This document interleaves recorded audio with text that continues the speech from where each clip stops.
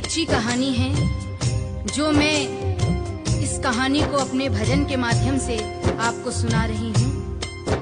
एक खान साहब थे, वो एक पनवाड़ी की दुकान में रोज पान खाने जाया करते थे।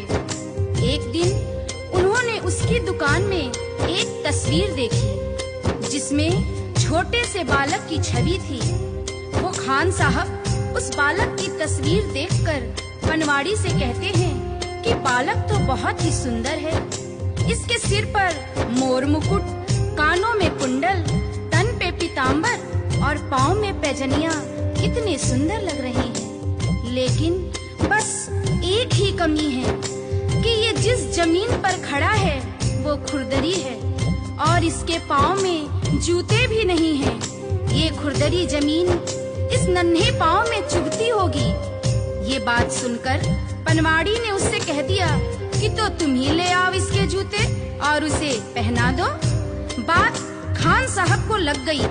दूसरे दिन ही वो उस बालक के नन्हे पाँव के लिए जूते बनवाकर पनवाड़ी के दुकान पर पहुंच गया और पनवाड़ी से कहा कि देखो, मैं इस बालक के लिए जूते ले आया हूँ, उसे बुला लो, मैं उसे पहना दूंगा।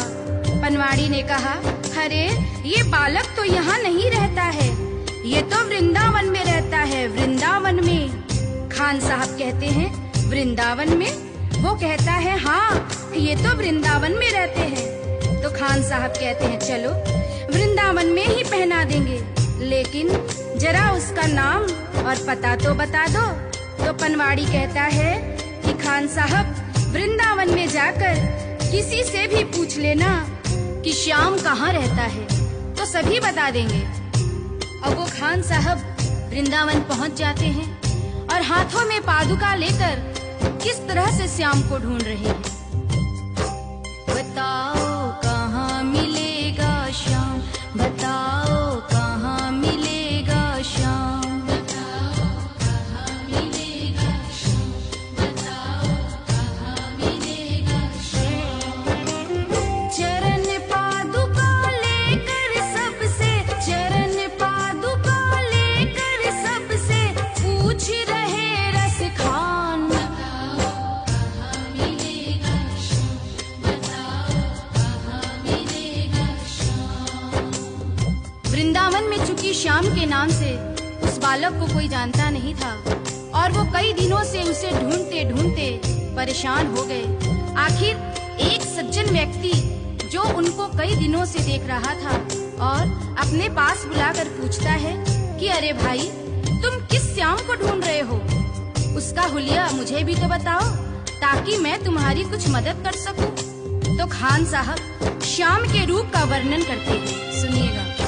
वो नन्हा सा बालक है, सांवली सी सूरत है, बाल घुंघराले उसके, पहनता मोर मुकुट है, बाल घुंघराले उसके, पहनता मोर मुकुट है, नैन उसके कजरारे, हाथ नन्हे से प्यारे, बांधे पैजनिया पग में, बड़े दिलकश है नजारे, बांधे पैजनिया पग में, बड़े दिलकश है नजारे।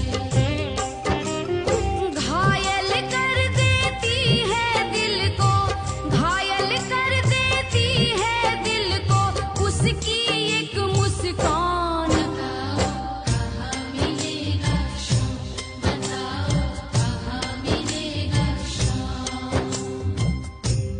श्याम की जो छवि खान साहब उस सज्जन को बताते हैं, उसे सुनकर वो सज्जन को पता चल जाता है कि ये खान साहब किसे ढूंढ रहे हैं और वो उसे समझाते हैं। समझ में आया जिसका पता तू पूछ रहा है, वो है बांके बिहारी जिसे तू ढूंढ रहा है, वो है बांके बिहारी जिसे तू ढूंढ रहा है। कहीं वो श्याम कुहाता, कहीं वो कृष्ण मुरारी, कोई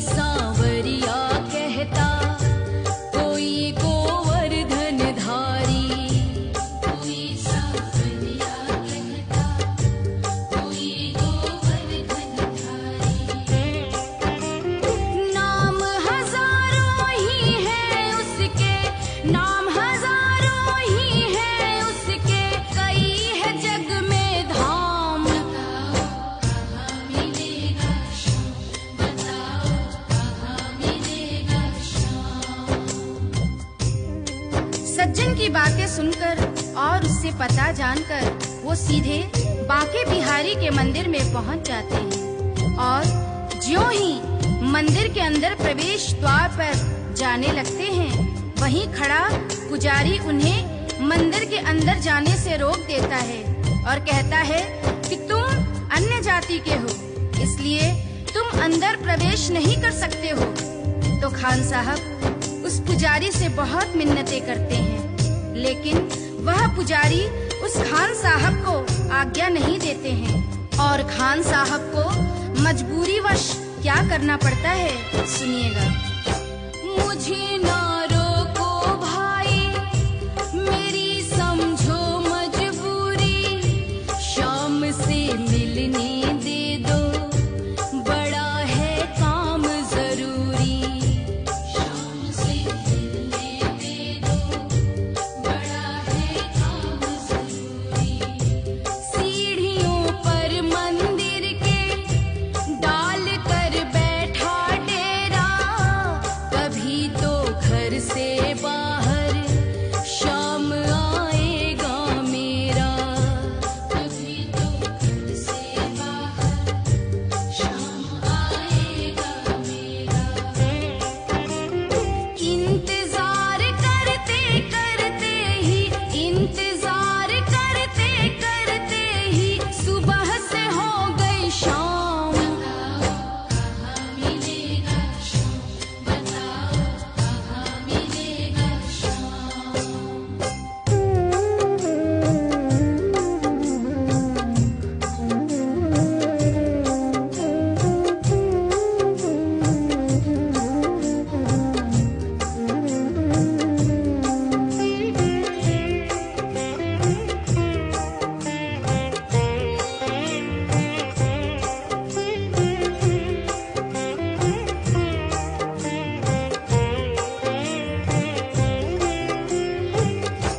जाग कर रात बिताई, भोर होने को आई, तभी उसके कानों में एक आहट सी आई, तभी उसके कानों में एक आहट सी आई।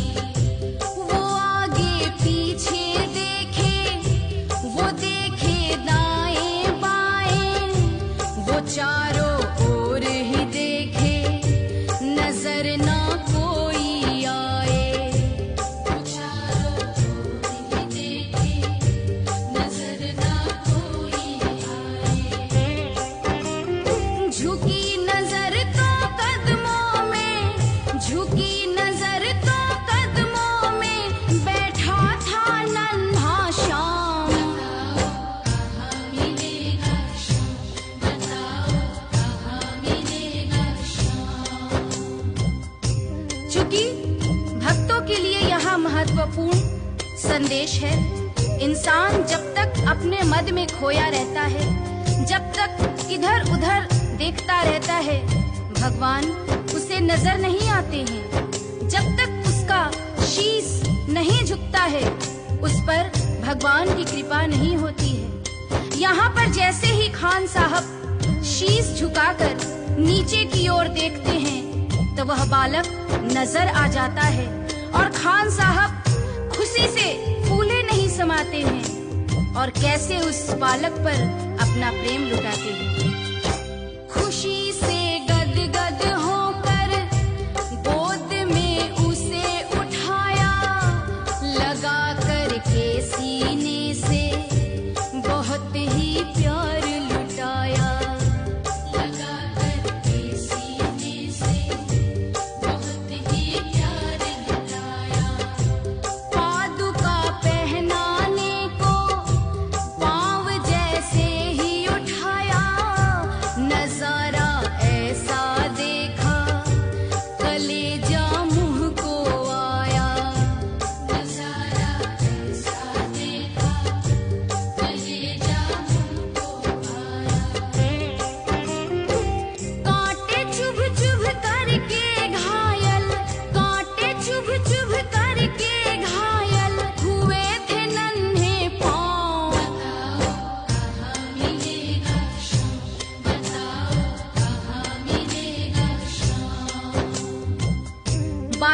नन्हे नन्हे पांव कांटे चुभ चुभ कर छलनी हो जाते हैं, जिसे देखकर खान साहब का हृदय रोने लगता है और उनके आंखों में आंसू आ जाते हैं। वो सोचते हैं कि तस्वीर देखकर मुझे जिस बात का डर था वही हो गया है। ये खुरदरी जमीन पर चलकर आया है जहाँ फूलों में कांटे पड़े होंगे, जिससे इसके पांव घायल हो गए हैं। और उस नन्हे बालक से खान साहब रोते रोते कहते हैं, खबर देते तो खुद ही तुम्हारे पास में आता, न पग में छाले पड़ते न चुभता कोई कांटा। अब वो नन्हा बालक उस खान साहब की उंगली पकड़कर मंदिर के अंदर ले जाता है और बांके बिहारी की मूरत की तरफ इशारा करके कहता है कि बोलो खान भाई बोलो, अगर मैं तुम्हें अंदर बुला लेता तो तुम क्या मुझे पहचान पाते? क्या तुमने यही मूरत अपने दिल में मेरे लिए बसाई थी? क्या तुम मुझे पहचान पाते? नहीं पहचान पाते ना? इसलिए ही छवि जैसी तू मेरी बसा के दिल में लाया, उसी ही रूप में तुझसे यहाँ मैं मिलने आया, उसी ही रूप में तुझसे यहाँ मैं मिलने आया। गोकुल से मैं पैदल आया, गोकुल से मैं पैदल आया, तेरे लिए ब्रज धाम। बताओ कहाँ मिलेगा श्याम, बताओ कहाँ मिलेगा श्याम। ये कटु सत्य है। गीता, रामायण, महाभारत कहीं भी पढ़ लीजिए। भगवान को हम जिस रूप में देखते हैं उसी रूप में वो हमें दर्शन देते हैं। जैसे कि द्रौपदी ने कृष्ण से कहा कि तुमने मेरा चीर बढ़ाने में इतनी देरी क्यों की? तो कृष्ण ने कहा कि दोष मेरा नहीं है द्रौपदी, दोष तुम्हारा है। द्रौपदी, मैं तो तुम्हारे पास ही खड़ा था, तुमने पुकारा ही नहीं। तुमने तो द्वारिकाधीश मेरी लाज बचाओ कहकर पुकारा, इसलिए मुझे द्वारका जाना पड़ा और तुम्हारे पास आने में मुझे वक्त लग गया। अगर तुम मुझे भैया कहकर बुलाती तो मैं तो तुम्हारे पास ही खड़ा था द्रौपदी। श्याम